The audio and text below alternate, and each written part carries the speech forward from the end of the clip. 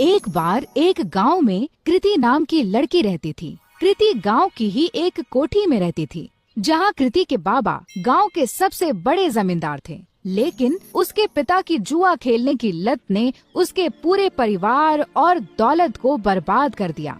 कृति के परिवार में कोई नहीं था। असल में कृति के पापा ने एक बार जुआ खेलते समय अपना सब कुछ दांव पर लगा दिया और वो हार गए।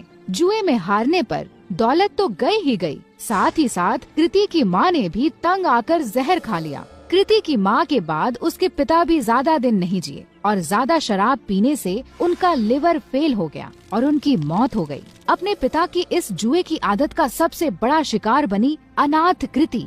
उस बेचारी का क्या दोष था? अब ना ही उसका कोई ख्याल रखने वाला था और ना कोई रोटी देने वाला। पेट पालने के लिए मजबूरन कृति गांव के घरों में झाड़ू पोछा करती। कृति का ये सब करने का बिल्कुल भी मन नहीं करता, क्योंकि जिस घर में वो काम करती थी उसका मालिक उसे बुरी नजरों से देखता था। लेकिन 2 वक्त की रोटी के लिए कृति ये सब भी झेल लेती थी। कृति रोज सुबह सुबह गांव के मंदिर में जाती और अपनी दर्द भरी कहानी भगवान को सुनाती। हे ईश्वर, किस जन्म का तू मुझसे बदला ले रहा है? क्योंकि इस जन्म में तो मैंने किसी का भी बुरा नहीं किया। अब तू ही बता, अगर मेरा बाप जुआ खेलता था तो क्या इसमें मेरी गलती है? मैंने तो हर बार उन्हें जुआ खेलने से रोका, यहाँ तक कि रोकने के चक्कर में मार भी खाई, लेकिन हमेशा यह विश्वास रहा कि एक दिन तू सब ठीक कर देगा। मैंने तुझ पे भरोसा किया और तूने मेरे भरोसे का आज मुझे ये सिला दिया। न खाना है न कोई अपना, काम पे भी मालिक बुरी नजर से देखता है।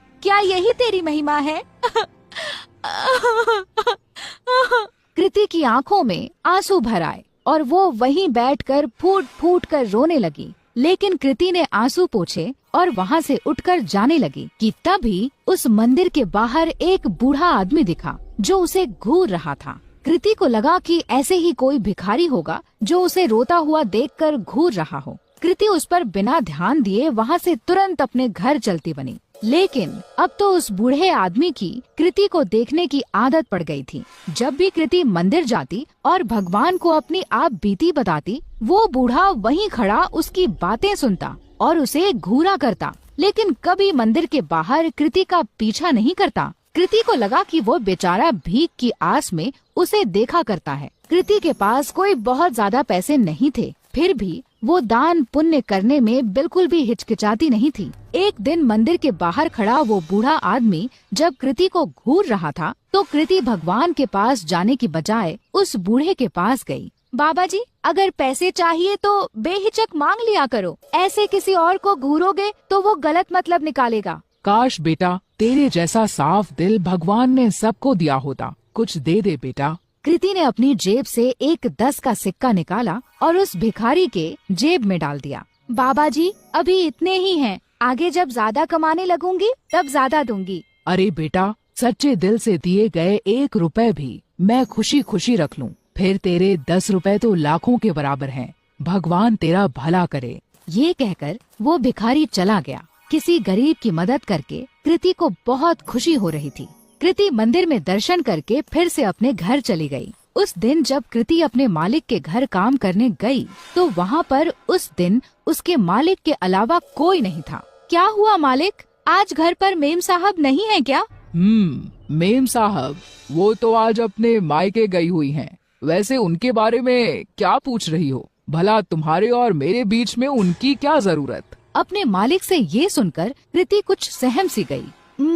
मालिक, मैं जरा घर की साफ सफाई कर देती हूँ। ये कहकर कृति घर की साफ सफाई करने लगी। अपने मालिक के डर के मारे आज कृति ने जल्दी जल्दी सारा काम खत्म कर दिया। लेकिन काम करके जैसे ही कृति घर जाने के लिए दरवाजे की ओर बढ़ी, वैसे ही उसका मालिक दरवाजे के सामने आकर खड़ा हो गया। मालिक, दरवाजे से हट जाइए, मुझे घर जाना है। लेकिन मालिक अपनी जगह से टस से मस ना हुआ और वहीं खड़ा रहा। मालिक, दरवाजे से हटिए। ये कहकर जैसे ही कृति ने मालिक को दरवाजे से हटाने की कोशिश की, वैसे ही मालिक ने कृति का हाथ पकड़ लिया। अरे ऐसे कैसे जाने दूं? आज तो मौका मिला है मुझे। बीवी भी घर पर नहीं है, आज तो तुझे नहीं जाने दूंगा। ये कहकर मालिक तुरंत कृति पर लपका। डरी सहमी कृति तुरंत अपनी इज्जत बचाने के लिए भागी। लेकिन उसका मालिक उसका पीछा नहीं छोड़ रहा था। तभी एक कोने में कृति को डंडा पड़ा हुआ दिखा और वो उसके पीछे दौड़ी।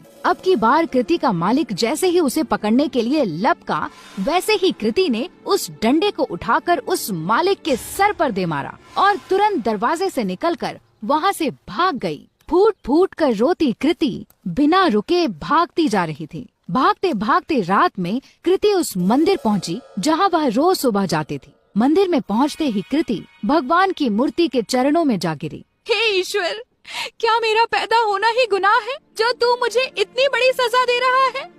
क्या गरीब और लाचार होने की यही सजा होती है कि कोई भी आकर हमारी इज्जत पर हाथ डाले?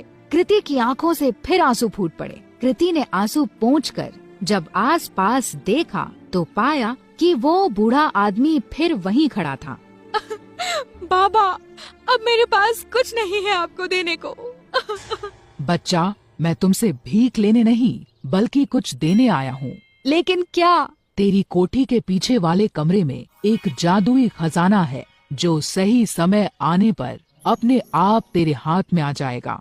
ग्रहों की दिशा बता रही है कि आज ही वो सही समय है। कृति पहले से ही परेशान थी और ये सब सुनकर उसे और गुस्सा आ गया। बाबा जी, आपने मेरा दिल बहलाने के लिए ये सब कहा, मुझे बहुत अच्छा लगा, लेकिन मुझे झूठ पसंद नहीं। ये कहकर कृति अपनी कोठी की ओर चल दी। उसे बार बार ये डर सताए जा रहा था कि अगर उसका मालिक बेहोशी से उठ गया तो उसे जिंदा नहीं छोड़ेगा। वहीं दूसरी ओर उसके दिमाग में उस बूढ़े भिखारी की भी बात चल रही थी।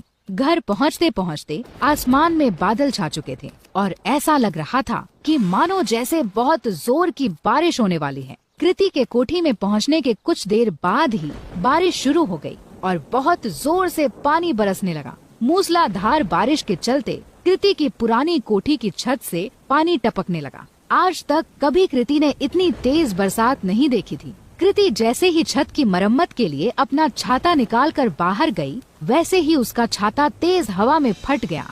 परेशान कृति फिर अंदर आई और सर ढकने के लिए कुछ ढूंढने लगी। आगे कुछ ना मिलने पर वो कोठी के पिछले हिस्से में चली गई, जहाँ उसके बाबा का पुराना कबाड़ रखा था। ढूंढते ढूंढते उसी कबाड़ में कृति को एक छाता मिला। चलो इसी से काम चलाया जाए। ये कहकर कृति मरम्मत का सामान लेकर जैसे ही बारिश में बाहर निकली, बारिश की बूंदें पड़ते ही उस छाते से सोने के सिक्कों की बरसात होने लगी। कृति को ये सब देखकर अपनी आंखों पर विश्वास नहीं हुआ कि उस बूढ़े भिखारी की बात सच निकली। कृति उन सिक्कों को समेटकर अंदर कमरे में आ गई और उसने उन्हें गौर से देखा तो उन्हें सोने का पाया। खुशी से पागल कृति की आंखों में आंसू आ गए। अब मुझे अपने मालिक के जैसे गंदे लोगों के लिए काम करने की जरूरत नहीं। कृति ने उसी रात अपना सामान बांधा और इस गांव को छोड़कर उस छाते के साथ निकल गई। एक दूर बड़े शहर में जाकर उन सोने के सिक्कों को बेचकर कृति को खूब पैसे मिले, जिससे उसने एक घर, एक गाड़ी और अपनी सारी ख्वाहिशें पूरी कर ली। यही नहीं, उसने अपना खुद का बिजनेस ही शुरू कर दिया। इस तरह कृति की सारी गरीबी उस जादुई छाते ने दूर कर दी और अपने गंदे मालिक से बहुत दूर कृति सुकून से अपनी जिंदगी जीने लगी।